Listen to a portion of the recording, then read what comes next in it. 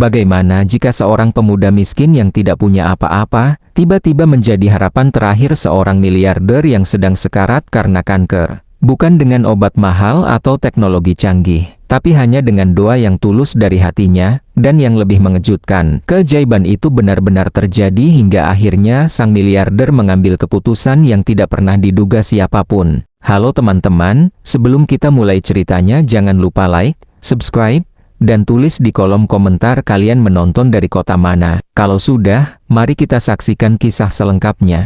Di tengah gemerlapnya kota Hong Kong yang dipenuhi gedung pencakar langit dan kehidupan yang serba cepat, ada seorang pemuda sederhana asal Indonesia yang menjalani hidup dengan penuh perjuangan. Namanya Yanto. Ia berasal dari sebuah desa kecil di Indonesia, tempat di mana kehidupan tidak selalu mudah dan kesempatan kerja sangat terbatas. Sejak kecil, Yanto sudah terbiasa hidup dalam kesederhanaan. Ayahnya hanyalah seorang buruh harian, sementara ibunya membantu keluarga dengan berjualan makanan kecil di rumah. Meski hidup pas-pasan, orang tuanya selalu menanamkan satu hal yang sangat kuat dalam dirinya, yaitu kejujuran, kerja keras, dan keimanan kepada Allah. Ketika usianya menginjak 22 tahun, Yanto memutuskan merantau ke Hong Kong demi mengubah nasib keluarganya. Ia tahu langkah itu tidak mudah. Ia harus meninggalkan kampung halaman, orang tua, dan kehidupan yang selama ini ia kenal. Namun dalam hatinya, ia bertekad bahwa suatu hari ia akan kembali dengan membawa kebanggaan bagi keluarganya. Di Hong Kong, Yanto bekerja sebagai seorang office boy di sebuah perusahaan besar milik seorang miliarder terkenal. Tugasnya sederhana, ia membersihkan kantor, mengantar dokumen, membuatkan kopi untuk para pegawai, dan memastikan ruang kerja tetap rapi. Bagi sebagian orang, pekerjaan itu mungkin dianggap rendah. Namun bagi Yanto, pekerjaan itu adalah kesempatan yang sangat berharga. Setiap hari ia datang paling pagi dan sering pulang paling akhir. Ia bekerja dengan penuh tanggung jawab,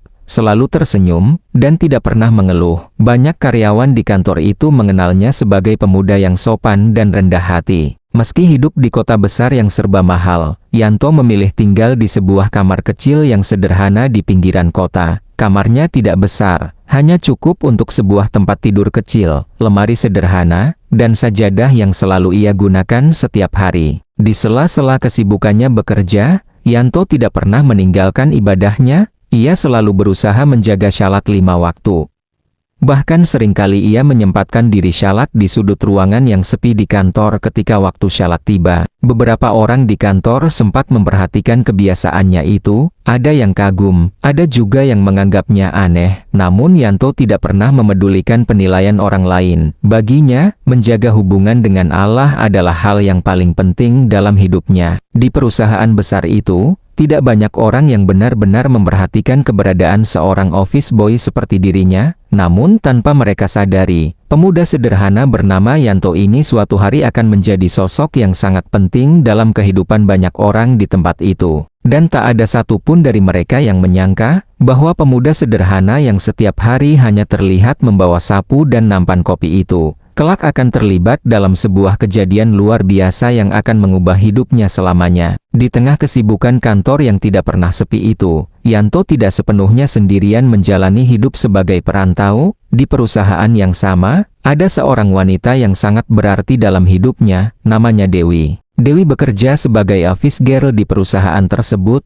Sama seperti Yanto, ia juga berasal dari Indonesia dan datang ke Hong Kong demi mencari kehidupan yang lebih baik. Pertemuan mereka terjadi secara tidak sengaja. Suatu pagi ketika Yanto sedang mengantarkan dokumen ke salah satu ruangan kantor dan Dewi sedang membersihkan area yang sama. Awalnya mereka hanya saling tersenyum dan bertukar sapa singkat dalam bahasa Indonesia. Namun bagi Yanto, mendengar bahasa dari tanah air di negeri orang terasa sangat hangat. Sejak saat itu, mereka mulai sering berbincang setiap kali bertemu di sela-sela pekerjaan. Lama-kelamaan mereka menyadari bahwa kisah hidup mereka hampir sama. Keduanya adalah anak dari keluarga sederhana, keduanya merantau demi membantu keluarga di kampung, dan keduanya sama-sama memikul harapan besar dari orang tua mereka. Karena kesamaan itulah, hubungan mereka menjadi semakin dekat. Di tengah kerasnya kehidupan sebagai pekerja di negeri orang, mereka menjadi tempat saling menguatkan. Setiap jam istirahat,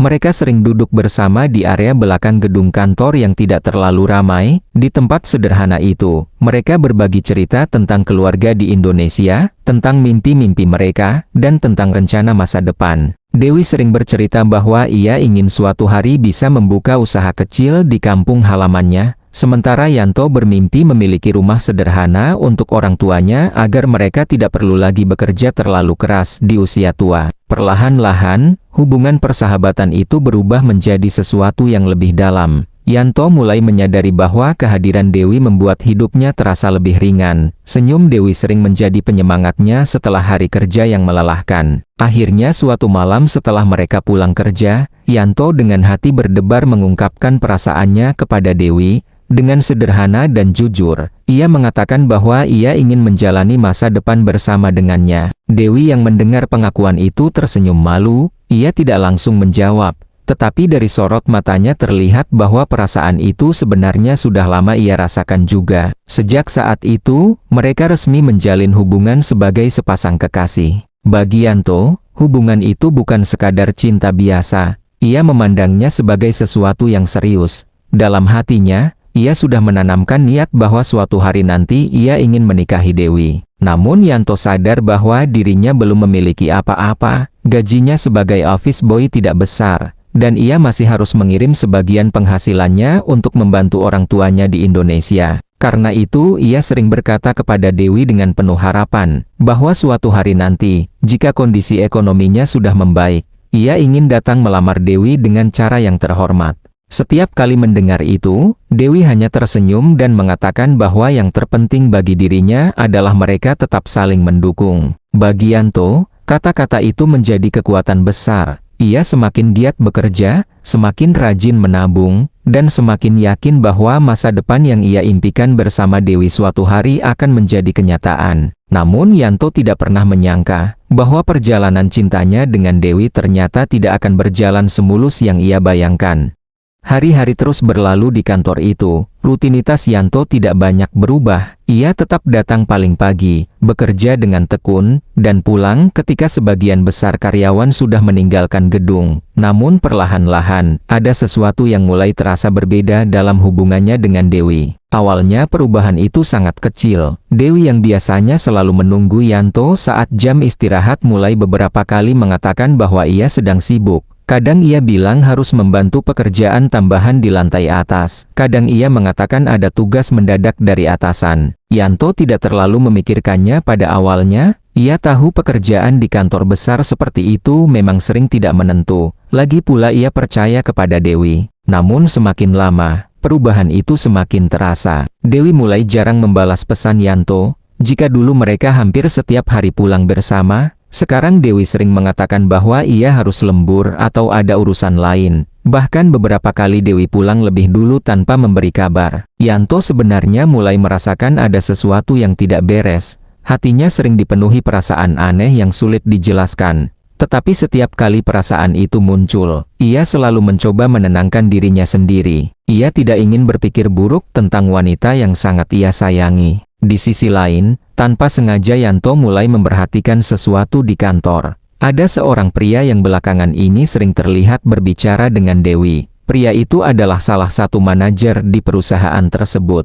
Namanya dikenal cukup berpengaruh di kantor itu. Ia memiliki jabatan tinggi, berpakaian selalu rapi dan mahal, serta sering terlihat dekat dengan para petinggi perusahaan. Banyak karyawan menghormatinya, bahkan sebagian merasa segan ketika berada di dekatnya. Beberapa kali Yanto melihat Dewi berbicara dengan manajer itu di lorong kantor. Awalnya Yanto berpikir mungkin itu hanya urusan pekerjaan. Namun yang membuatnya sedikit heran adalah cara mereka berbicara yang terlihat begitu akrab.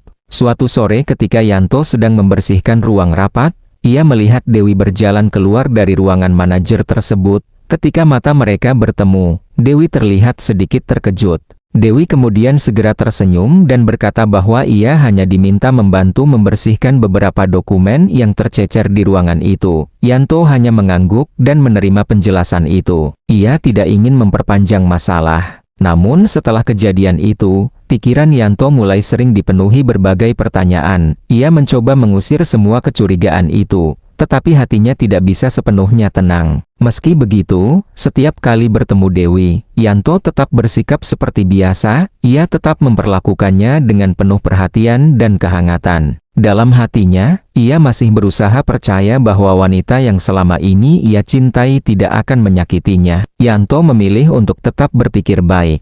Namun tanpa ia sadari, sebuah kenyataan pahit perlahan sedang mendekat dalam hidupnya.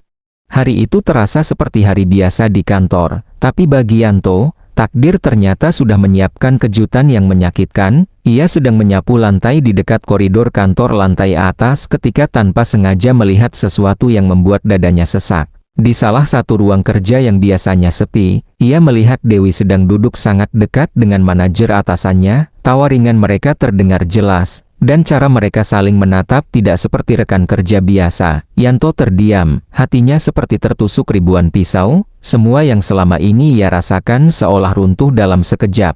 Ia berdiri di balik pintu, mencoba menenangkan dirinya, berharap ini hanyalah kesalahpahaman. Tapi kenyataannya tak bisa diabaikan. Dewi yang selama ini ia percayai ternyata lebih memilih dekat dengan seorang pria yang kaya, berkuasa, dan jauh di atas posisinya. Rasa sakit itu membuat Yanto terhuyung. Ia ingin berlari dari tempat itu, tetapi pekerjaannya menahannya. Ia tetap harus menyelesaikan tugasnya, tetap harus berkeliling membawa nampan kopi, menyapu lantai, dan membersihkan kantor sebagaimana biasanya. Hatinya hancur, tetapi ia tidak ingin menunjukkan kesedihannya di depan orang lain. Setelah hari kerja berakhir, Yanto duduk sendirian di kamar kosnya yang kecil. Ia menundukkan kepala, menatap sajadah yang selalu ia gunakan. Air mata mengalir tanpa ia sengaja tahan. Perasaannya campur aduk antara kecewa, marah, dan sedih. Namun di tengah kepedihan itu, Yanto mengingat satu hal yang selalu ia pegang sejak kecil, kekuatan doa dan keimanan kepada Allah. Ia tahu, meski hatinya terluka, ia tidak boleh menyerah pada putus asa. Dalam kesendirian itu, ia berdoa lebih khusyuk dari sebelumnya, memohon agar diberikan kekuatan untuk menghadapi cobaan hidup, agar tetap sabar, dan agar bisa tetap menjadi pribadi yang baik. Hari berikutnya, meski hatinya masih perih, Yanto kembali ke kantor dengan langkah yang tegap. Ia tetap bekerja seperti biasa, tetap tersenyum saat menyapa karyawan lain, dan tetap melakukan pekerjaannya dengan penuh tanggung jawab. Orang-orang melihatnya seperti biasa, seorang office boy yang sederhana, rajin, dan sopan. Namun di balik senyumnya, hanya Allah yang tahu betapa beratnya beban yang ia pikul. Yanto menyadari satu hal penting, hidup mungkin telah memberinya luka, tapi ia memiliki pilihan. Ia bisa membiarkan sakit itu merusak dirinya, atau ia bisa tetap tegar, mempercayakan semua urusannya pada Tuhan, dan terus menjalani hari dengan integritas. Dengan keyakinan itu, Yanto memutuskan untuk tetap menjadi versi terbaik dari dirinya sendiri, meski dunia seolah menentangnya, dan tanpa ia sadari, perjalanan hidupnya akan segera menghadirkan ujian yang jauh lebih besar, sebuah takdir yang tak pernah ia bayangkan sebelumnya. Sementara itu, di balik gemerlap gedung pencakar langit dan kesibukan kantor, ada bayangan suram yang menyelimuti perusahaan besar itu. Pemilik perusahaan, seorang miliarder terkenal yang namanya dikenal hampir di seluruh dunia bisnis, sedang berjuang melawan penyakit yang mengancam nyawanya, kanker stadium lanjut yang tak kunjung membaik. Kabar mengenai kondisinya mulai terdengar di antara para karyawan. Suasana kantor yang biasanya penuh semangat perlahan berubah menjadi muram, lobi yang megah terasa sunyi, ruang rapat yang biasanya dipenuhi perbincangan bisnis menjadi tempat serius penuh wajah cemas. Para eksekutif dan manajer pun berjalan dengan hati-hati, mencoba menjaga profesionalisme, tetapi ketegangan jelas terasa di udara. Keluarga miliarder itu panik. Putrinya, yang biasa ceria, kini sering terlihat di sisi ayahnya, menatap dengan mata berkaca-kaca, khawatir dan cemas. Ia tahu bahwa ayahnya adalah sosok yang sangat berarti, bukan hanya bagi keluarganya, tapi juga bagi seluruh perusahaan yang telah dibangun dari nol. Berbagai dokter terbaik didatangkan dari berbagai negara, ahli kanker terkemuka yang membawa teknologi medis paling mutakhir. Mereka memeriksa, mendiagnosa, dan memberikan perawatan intensif, dari kemoterapi canggih hingga terapi eksperimental. Namun hasilnya tetap sama, kondisi sang miliarder tak kunjung membaik.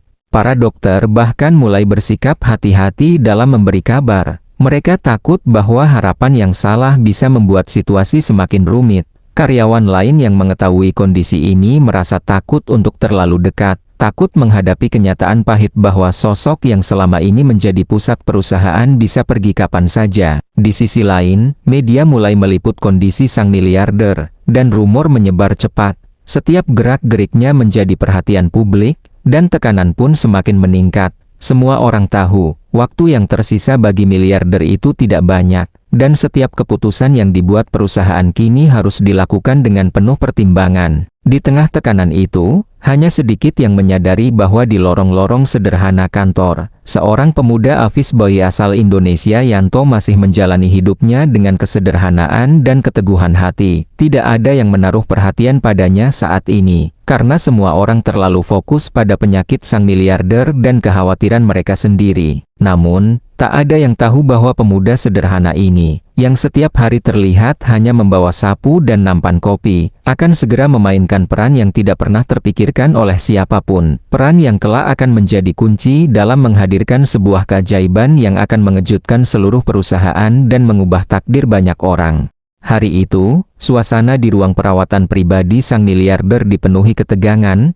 Cahaya lampu rumah sakit memantul di lantai yang mengilap, sementara berbagai peralatan medis berderik lembut menandakan kerja mesin-mesin canggih untuk memantau kondisi pasien. Di dalam ruangan, berkumpul banyak orang penting, dokter-dokter ternama, direksi perusahaan, keluarga, dan kerabat dekat. Semua menatap dengan serius, wajah mereka penuh kecemasan. Sang miliarder, meski tubuhnya lemah, tetap menunjukkan wibawa dan keteguhan, namun jelas terlihat bahwa penyakitnya telah menggerogoti tubuh dan tenaganya. Putrinya duduk di sisi ranjang, menahan napas setiap kali dokter memberikan laporan singkat tentang kondisi ayahnya. Hatinya berat, campur aduk antara cemas, takut, dan rasa putus asa yang perlahan menekan dada. Di tengah kekacauan itu, seorang pria kaya dan berpengaruh yang sudah lama mengincar putri miliarder muncul. Ia membawa aura percaya diri yang mencolok, berpakaian mahal dan penuh wibawa. Ia segera menatap putri itu dengan pandangan yang tajam namun memaksa. "Aku bisa menyelamatkan ayahmu," ujarnya dengan nada yakin. "Aku punya akses ke dokter kanker terbaik di dunia. Jika dokter itu berhasil menyembuhkannya, aku ingin kau menikah denganku." Putri miliarder terperangah. Suara hatinya bergejolak antara marah, takut, dan tertekan. Ia tahu pria itu tidak main-main. Ia juga tahu bahwa dalam kondisi ayahnya yang sangat sakit, kesempatan untuk menyembuhkannya mungkin sangat tipis. Namun ancaman terselubung itu membuatnya merasa seolah-olah terpojok. Menyelamatkan ayahnya tampak hanya mungkin melalui kesepakatan yang tidak ia inginkan. Dengan hati yang berat dan rasa terdesak, putri itu akhirnya mengangguk.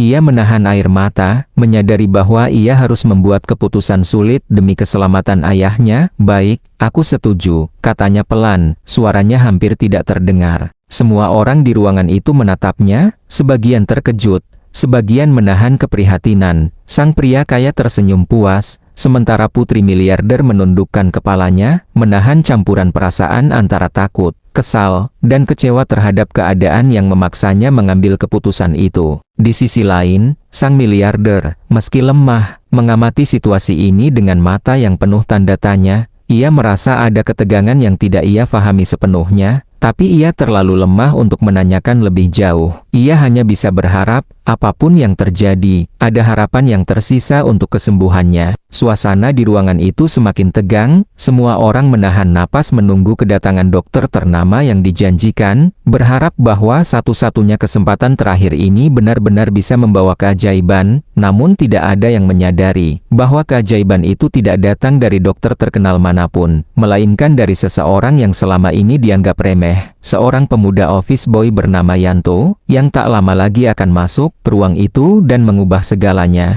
Beberapa hari setelah kesepakatan itu dibuat, dokter kanker ternama akhirnya tiba. Namanya dikenal di seluruh dunia sebagai ahli yang mampu menangani kasus-kasus kanker paling sulit sekalipun. Kehadirannya disambut dengan harapan besar oleh keluarga miliarder dan seluruh jajaran direksi perusahaan. Segera, berbagai perawatan canggih dimulai. Mesin-mesin medis mutakhir bekerja tanpa henti, obat-obatan mahal diberikan secara bertahap, dan prosedur yang rumit dilakukan dengan teliti oleh tim dokter internasional. Para karyawan dan kerabat keluarga duduk menunggu di ruang tunggu dengan cemas. Setiap detik terasa seperti ujian kesabaran yang panjang. Di tengah itu, sang putri terus berada di sisi ayahnya. Ia menyaksikan prosedur demi prosedur dilakukan dengan penuh harapan. Setiap kali dokter memberikan laporan sementara, ia menahan napas, berharap ada kabar baik. Namun waktu berlalu, dan hasilnya tetap sama. Kondisi sang miliarder tidak menunjukkan perbaikan. Seiring berlalunya hari-hari, harapan perlahan mulai memudar.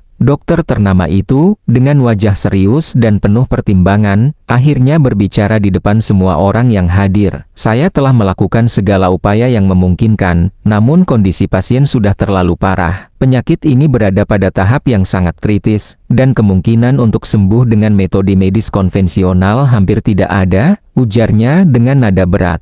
Ruangan itu seketika hening, semua orang terdiam, wajah mereka menampilkan keputusasaan. Para direksi, yang biasanya tegar dan penuh perhitungan, terlihat bingung dan cemas. Para dokter lain saling menatap, menyadari bahwa satu-satunya harapan yang tersisa mungkin harus datang dari cara yang tak terduga. Putri miliarder menundukkan kepala, air matanya jatuh pelan, menandakan rasa putus asa yang mendalam. Ia juga merasakan amarah yang sulit ia kendalikan. Amarah itu ditujukan kepada pria kaya yang memaksanya membuat perjanjian pernikahan dengan cara yang licik dan manipulatif. Ia merasa dimanfaatkan, seolah-olah keselamatan ayahnya dijadikan alat untuk memenuhi ambisi seseorang. Dalam keputusasaan itu, ia merasa terperangkap antara rasa tanggung jawab terhadap ayahnya dan ketidakadilan yang diterimanya sendiri. Hatanya bergelora, campur aduk antara kesedihan, kemarahan, dan frustasi. Semua rencana yang ia pikir akan menyelamatkan ayahnya tampaknya gagal. Dan di tengah momen kritis itu,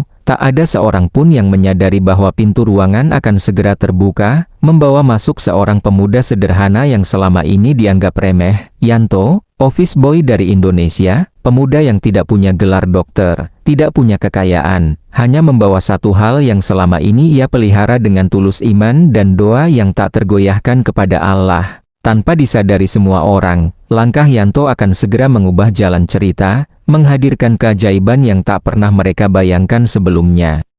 Saat suasana di ruangan perawatan pribadi sang miliarder dipenuhi keputusasaan, ada suara langkah ringan di pintu. Semua mata tertuju ke arah itu ketika seorang pemuda sederhana asal Indonesia, Yanto, tiba-tiba masuk. Pakaiannya sederhana, wajahnya polos, dan ia membawa sapu serta nampan kecil di tangan, tanda bahwa selama ini ia hanyalah seorang office boy di perusahaan itu. Dengan suara yang tenang tapi tegas, Yanto berkata, "Saya ingin mencoba membantu." Kata-kata itu terdengar sederhana, tapi keberanian yang terpancar dari matanya membuat beberapa orang merasa heran. Sejenak, keheningan menyelimuti ruangan, lalu beberapa orang mulai tertawa. "Tak percaya. Apa maksudmu? Kau hanya seorang office boy.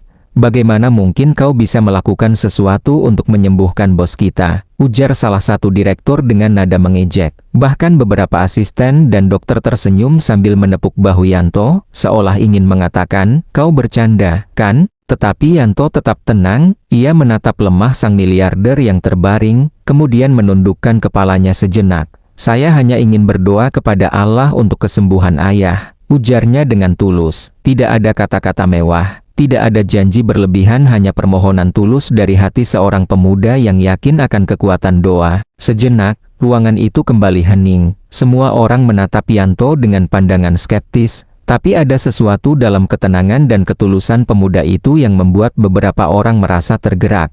Sang miliarder, meski tubuhnya lemah, menatap Yanto dengan mata yang penuh perhatian. Ada kilatan pengharapan di wajahnya, sesuatu yang tidak bisa diberikan oleh dokter-dokter ternama atau mesin-mesin canggih. "Berikan dia kesempatan," kata sang miliarder dengan suara yang lemah tapi tegas. "Biarkan dia mencoba, siapa tahu Allah memiliki caranya sendiri." Semua orang terdiam, beberapa masih terlihat ragu, tapi permintaan sang miliarder memaksa mereka menghentikan ejekan dan memberikan ruang bagi Yanto. Pemuda sederhana itu kini berdiri di tengah kerumunan orang-orang penting, dengan satu tujuan, menundukkan diri di hadapan Allah dan memohon kesembuhan bagi majikan yang dicintainya dan dihormatinya. Di mata semua orang, ini tampak seperti sebuah langkah nekat dan bodoh.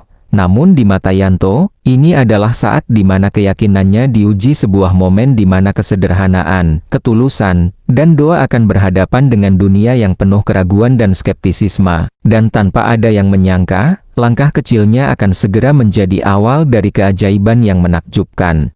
Yanto berdiri di tengah ruangan, dikelilingi oleh para dokter ternama, pengusaha kaya, anggota keluarga, dan kerabat dekat yang masih memandangnya dengan skeptis. Semua mata tertuju padanya, sebagian masih dipenuhi keraguan, sebagian lagi menunggu dengan rasa ingin tahu, dan sebagian hanya menahan napas karena ketegangan yang menyelimuti ruangan. Dengan penuh ketenangan, Yanto menundukkan kepalanya, matanya tertutup, tangan-tangannya terangkat perlahan, dan suaranya bergetar tipis saat ia mulai berdoa. Doanya sederhana, tapi keluar dari hati yang tulus, memohon kepada Allah, Sang Pencipta, untuk memberikan kesembuhan bagi sang miliarder. Tiap kata yang diucapkannya mengalir dari keyakinan yang teguh, tanpa ragu sedikit pun. Suasana ruangan menjadi sangat hening, bahkan mesin-mesin canggih dan alat-alat medis yang biasanya berdengung terdengar sunyi, seolah ikut menahan napas. Para dokter, yang selama ini percaya hanya pada ilmu dan teknologi, kini hanya bisa menatap dengan mata terbelalak, tercengang oleh ketulusan pemuda sederhana itu.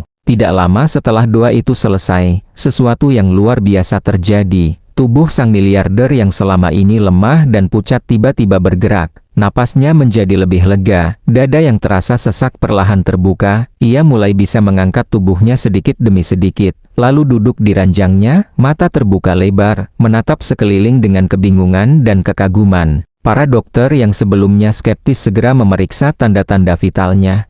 Mereka terkejut. Tidak hanya stabil, kondisi penyakitnya yang sebelumnya terlihat mustahil disembuhkan tiba-tiba menghilang. Seluruh tubuhnya tampak kembali segar dan bugar. Alat-alat medis menunjukkan hasil normal. Tidak ada jejak kanker yang selama ini menggerogoti tubuhnya. Ruangan itu hening sesaat, kemudian pecah oleh gemuruh ketakjuban. Beberapa orang menutupi mulut mereka, tidak percaya dengan apa yang baru saja mereka saksikan. Para dokter saling bertukar pandang, beberapa menatap layar monitor ulang, memastikan alat-alat mereka tidak salah. Mereka bingung, tidak ada logika medis yang mampu menjelaskan kesembuhan mendadak ini. Sang miliarder menatap Yanto dengan mata berkaca-kaca, tubuhnya sudah pulih, tapi hatinya kini dipenuhi rasa syukur dan keheranan yang tak terlukiskan. Ia menyadari bahwa kesembuhannya bukan datang dari obat mahal, bukan dari alat canggih, bukan dari dokter terkenal manapun, melainkan dari doa seorang pemuda sederhana yang selama ini dianggap remeh. Di sudut ruangan, Yanto menunduk lagi, tersenyum tipis. Ia tidak mengharapkan pujian atau hadiah. Ia hanya merasa lega karena Allah telah mendengar doanya, dan ia berhasil menjadi perantara bagi keajaiban yang menyelamatkan nyawa seseorang yang begitu berharga. Suasana berubah total. Keraguan yang tadinya menempel di wajah semua orang sirna, tergantikan oleh rasa kagum, syukur, dan keheranan. Semua orang menyadari bahwa mereka baru saja menyaksikan sebuah mukjizat yang tidak pernah mereka bayangkan sebelumnya, sebuah mukjizat dari doa tulus seorang pemuda muslim bernama Yanto.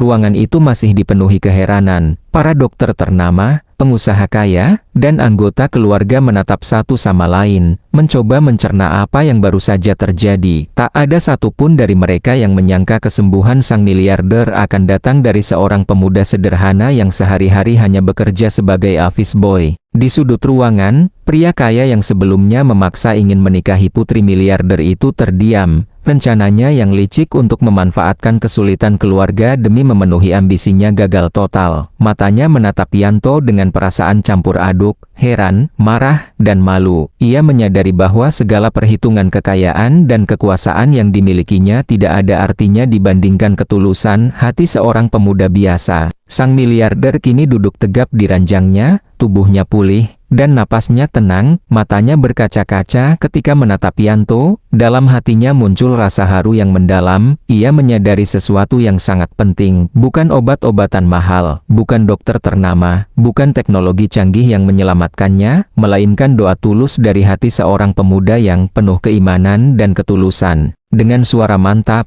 sang miliarder berbicara di depan semua orang. Mulai hari ini, Yanto akan menjadi orang kepercayaanku. Ia telah membuktikan bahwa ketulusan dan iman bisa membawa keajaiban yang bahkan kekayaan dan ilmu manusia tak mampu lakukan. Semua orang menatap Yanto dengan kagum. Pemuda yang selama ini diremehkan, yang selalu dianggap rendah karena pekerjaannya sederhana, kini menjadi sosok yang dihormati dan dikagumi. Namun sang miliarder tidak berhenti di situ. Setelah melihat akhlak, kesabaran, dan ketulusan hati Yanto, ia mengambil keputusan yang mengubah hidup pemuda itu selamanya, dan lebih dari itu, lanjutnya, menatap putrinya, aku percaya bahwa orang yang memiliki hati sebaik Yanto pantas mendapatkan kebahagiaan, maka aku menjodohkan Yanto dengan putriku. Putri miliarder tersenyum, matanya berbinar. Ia menatap Yanto dengan rasa hormat dan rasa kagum yang mendalam, menyadari bahwa kesederhanaan dan ketulusan bisa jauh lebih berharga daripada kekayaan atau status. Yanto sendiri hanya menunduk, tersenyum tipis, dan bersyukur. Ia tidak pernah membayangkan hari ini akan tiba.